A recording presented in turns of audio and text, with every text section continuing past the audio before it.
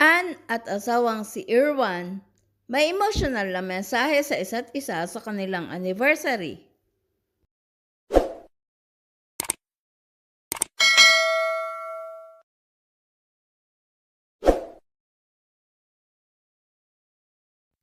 Emotional ang naging mensahe ng celebrity chef at internet personality na si Erwan Yusuf para sa asawang aktres at TV host na si Ann Curtis.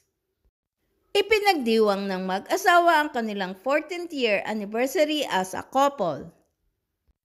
Kalakip na mensahe ni Erwan ang ilang throwback photos nila ni Ann noong bago pa lamang silang magkarelasyon hanggang ngayong mag-asawa na sila.